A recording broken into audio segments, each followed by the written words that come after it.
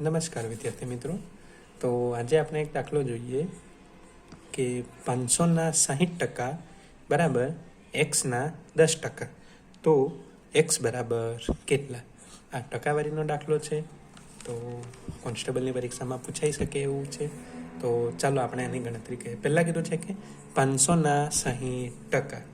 તો આને કરવાનું 560%, તો 500 ગુણ્યા 60% એટલે 60 ને ટકા એટલે છેદમાં 100 બરાબર ના બરાબર એક્સ ના એટલે ગુણાકાર 10%, તો 10 છેદમાં 100 બરાબર। હવે જ્યાં ભાગ ઉડતા હોય ત્યાં ઉડાડીએ તો આ 0 જાય, આ 0 જાય, આ 0 જાય, આ 0 જાય, તો ઉપર બચ્યું શું 50 ગુણ્યા 6।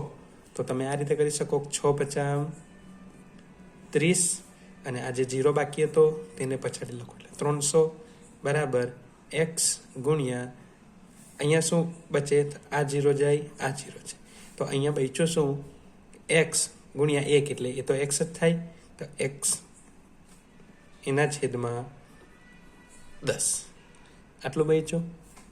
હવે આ 10 એ એક્સની સાથે ભાગાકારમાં છે એટલે કે છેદમાં છે, તો બરાબરની આ બાજુ જાય તો અંશમાં થઈ જાય, એટલે અંશમાં થાય તો એનો 3000 સાથે ગુણાકાર થાય, 300 સાથે ગુણાકાર થાય, તો 300 ગુણ્યા 10 બરાબર એક્સ। તો 3 એકા 3 ને પછાડી 1 2 ને 3 0 હતા, તો 1 2 ને 3 બરાબર એક્સ। તો આપણને પૂછ્યું તો એક્સ બરાબર કેટલા, તો એક્સ બરાબર કેટલો જવાબ આવે 300।